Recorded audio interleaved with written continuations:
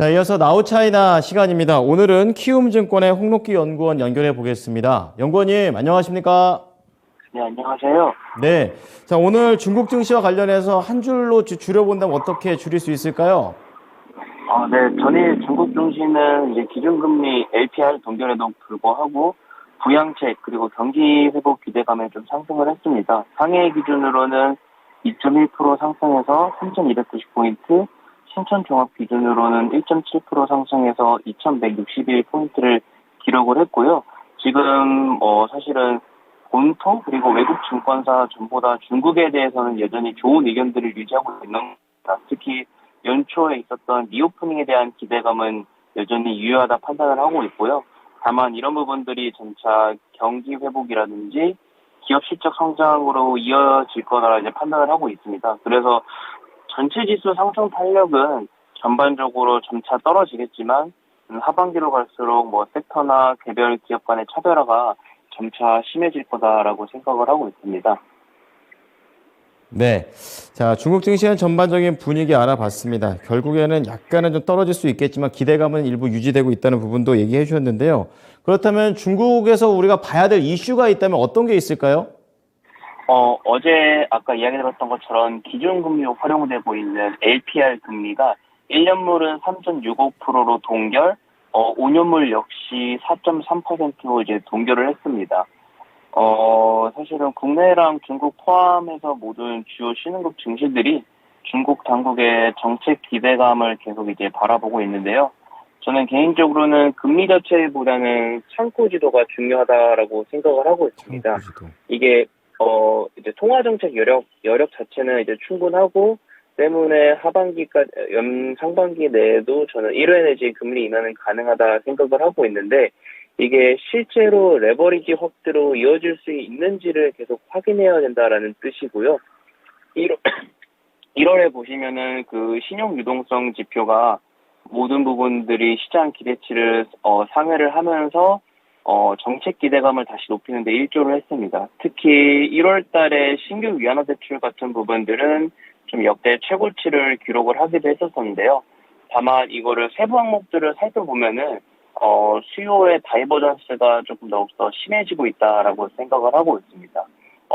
기업 대출이랑 가계 대출을 나눠서 이제 살펴볼 수 있는데 기업 대출이 95%였었고 중장기로 세분화해서 볼 경우에는 65%의 대부분이 이제 중장기 기업 대출이었었거든요. 즉 이런 부분들은 전반적으로 기업들의 수요가 강하다라고 생각이 되고 있습니다.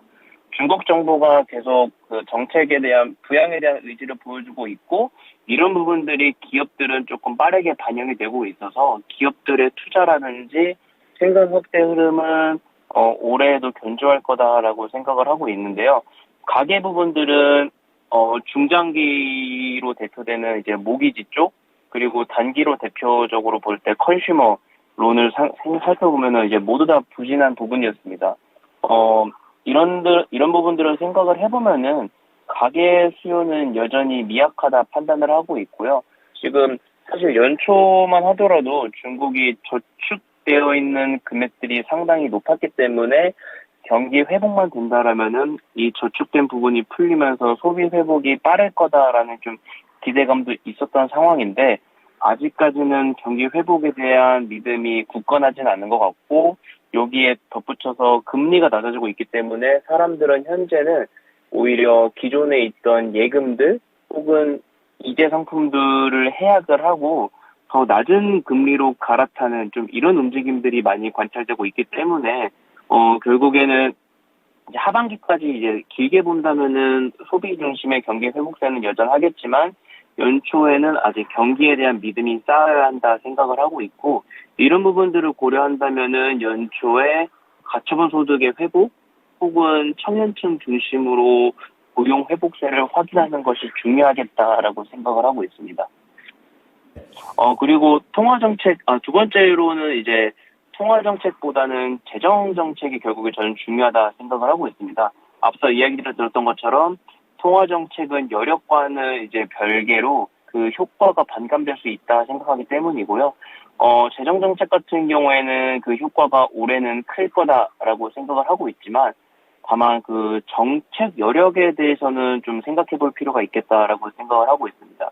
아까 이야기를 들었듯이 중장기 가계대출, 즉 모기지론 역시 부진한 상황인데 이런 부분들은 좀 부동산과 관련이 높다라고 생각을 하고 있습니다. 지금 중국 부동산 가격이 이제 증가율이 플러스로 돌아설 거다라고 생각은 하고 있지만 뭐 그럼에도 불구하고 그 회복세가 크진 않을 거다 생각을 하고 있고요. 이것과 관련돼서 지방 정부의 체력 역시 조금 불안하다 판단을 하고 있고, 뭐 지방채 발행, 그 중앙 정부의 재정 적자 폭이 확대가 되더라도 그게 2022년도 수준에는 못 미칠 가능성이 높다라고 생각을 하고 있기 때문에 국내 증시 같은 경우도 중국 당국의 부양책에 스피로브 효과를 많이 기대하고 있는데 그 수준은 아니지 않을 거다라고 생각을 하고 있습니다. 전 따라서 중국 포함 이제 글로벌 주식 전반적으로 봤을 때 부양책에 대해서는 막대한 기대감을 가지는 것은 지양을 해야 된다 생각을 하고 있고요.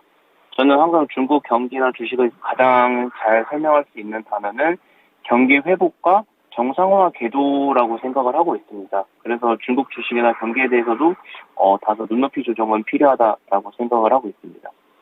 네, 무조건 굉장히 좋을 것이다 라고 생각하는 것은 약간은 지양해야겠네요. 자, 마지막으로 경제 지표하고 일정 간략하게 부탁드립니다. 올해 같은 경우, 지금 이번 주 같은 경우에는 경제 지표가 이미 연초에 기준금리만 나와 있고요. 주 후반에 그 시클리컬 광공업 기업 이익이 예정되어 있고, 근데 다만 이런 지표보다는 다음 주에 있을 PMI 지표, 관영 PMI가 중요할 거다라고 생각을 하고 있습니다. 네. 자, 오늘 내용도 잘 참고해 보겠습니다. 감사합니다. 네, 감사합니다. 네, 지금까지 나우차이나에서는요, 키움증권의 홍록기 연구원이었습니다.